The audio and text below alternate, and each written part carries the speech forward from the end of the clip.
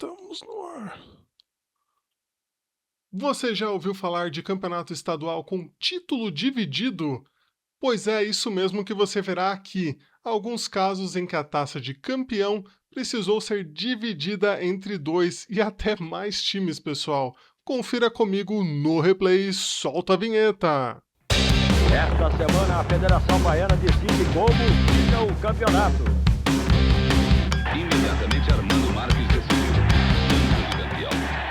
E nós começamos com o nosso caso mais antigo, que é do Campeonato Carioca de 1907. E naquela edição que foi a segunda na história do Cariocão, o Fluminense e o Botafogo somaram a mesma quantidade de pontos no final e o Tricolor tinha vantagem no saldo de gols e no confronto direto contra o rival. Mas o nosso Fogão queria um confronto de desempate entre os dois para ver quem levava a taça.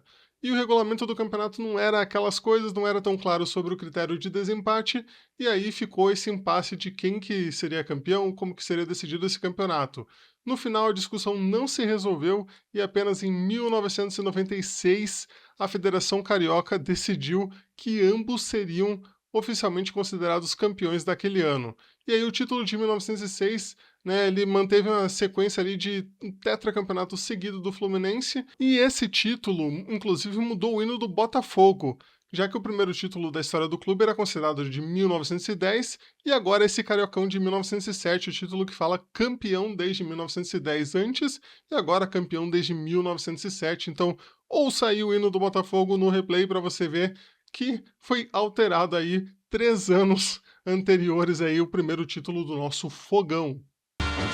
Botafogo, Botafogo, campeão desde 1910.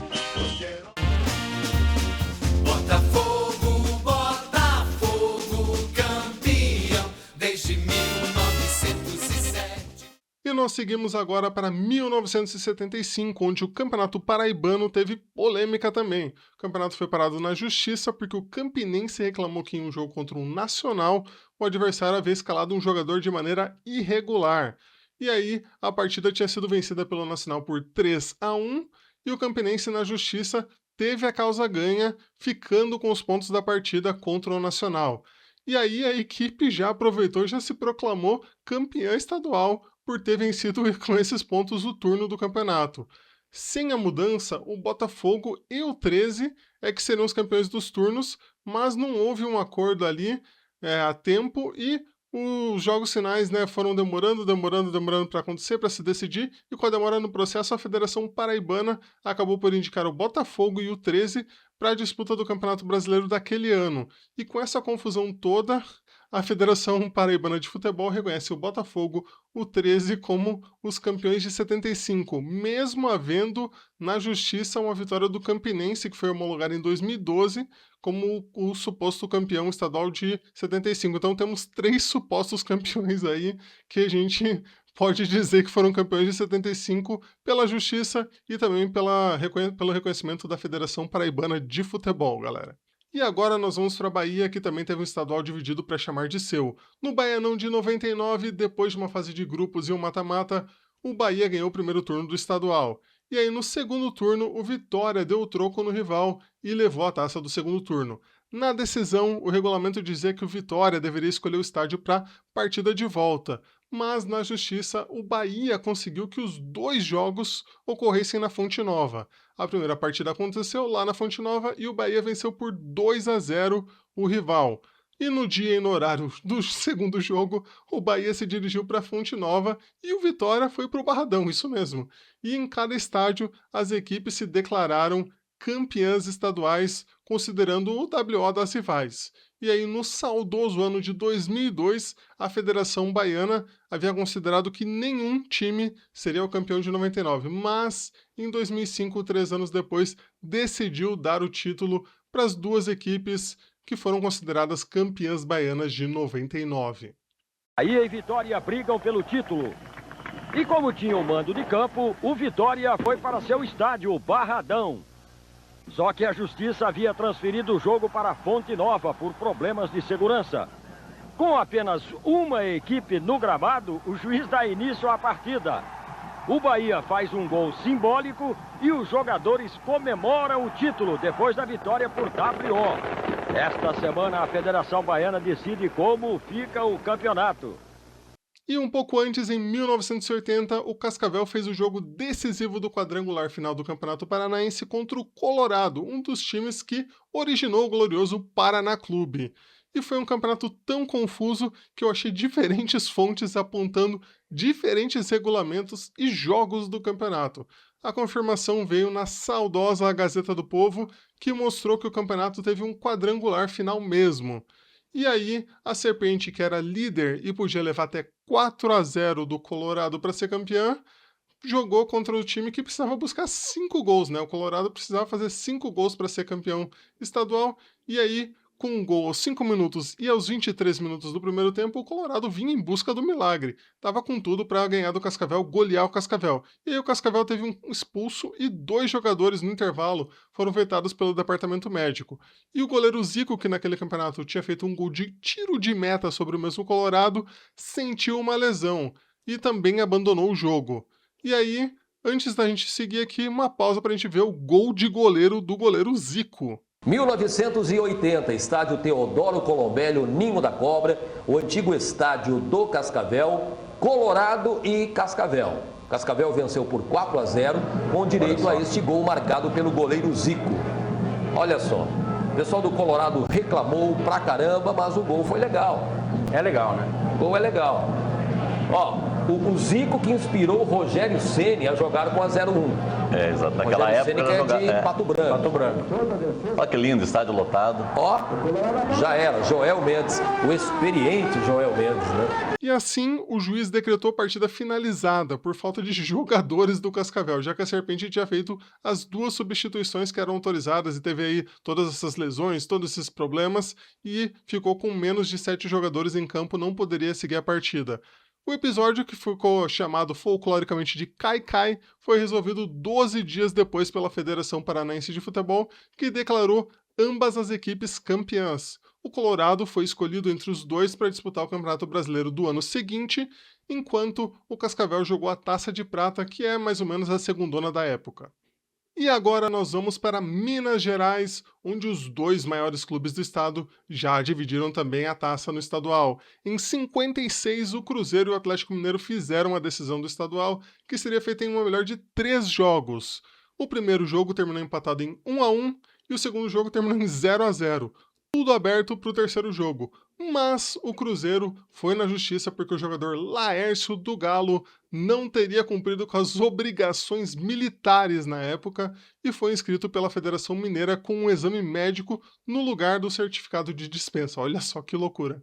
E como havia perdido o prazo do primeiro jogo, o Cruzeiro pediu os pontos da segunda partida por essa escalação irregular. Mas o TJD negou o pedido, alegando que o clube não poderia pagar por um erro da Federação Mineira, que não foi um erro do clube, foi um erro da federação, segundo o tribunal. Sendo assim, no terceiro jogo da final, o Galo venceu por 1-0 e conquistou o pentacampeonato mineiro inédito na época, e o Cruzeiro acabou recorrendo ao STJD e ganhou os pontos do segundo jogo, e o tribunal obrigou que houvesse mais uma partida pelo título. O Atlético obteve uma liminar para não disputar o jogo já em 58, olha que enrolação. E a confusão só se resolveu em 59, 3 anos depois do campeonato acabar, supostamente acabar, né? Quando a CBD ameaçou os clubes que tinham título subjúdice de não participarem do primeiro Campeonato Brasileiro lá em 59. Então, assim, em 59 os rivais foram considerados campeões mineiros de 56, pessoal. Olha que loucura. E no Campeonato Cearense de 1992, temos talvez o final mais ousado que encontramos aqui. Com um regulamento incrível com 3 turnos, se cada turno fosse vencido por uma equipe diferente, haveria um quadrangular final com uma 4ª equipe classificada por índice técnico. E no campo, o Fortaleza ganhou o primeiro e o terceiro turno, enquanto o Ceará conquistou o segundo turno. Mas o Tiradentes foi no STJD contra o Fortaleza por ter escalado o jogador Fernando de maneira irregular. Sendo assim, o Fortaleza perdeu 5 pontos e quem ficou com a taça do primeiro turno foi o Tiradentes, olha só. Dessa maneira, com um campeão de cada turno, O Icasa seria o quarto elemento para o quadrangular final do campeonato que a gente falou ali anteriormente. Mas, porém, contudo, entretanto, todavia, o Fortaleza foi na justiça comum para paralisar o estadual, o que gerou uma grande confusão, já que a FIFA proíbe os clubes de recorrerem de decisões esportivas na justiça comum.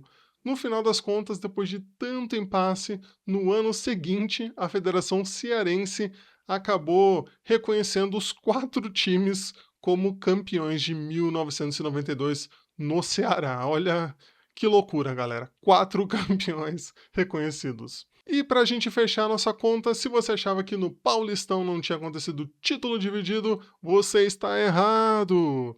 Em 1973, Santos e Portuguesa decidiram o Paulistão. O Santos, ninguém menos, né, que Pelé jogava lá, e ele que foi artilheiro do campeonato com 11 gols. Naquele ano, o Peixe foi campeão do primeiro turno e a Lusa campeã do segundo turno.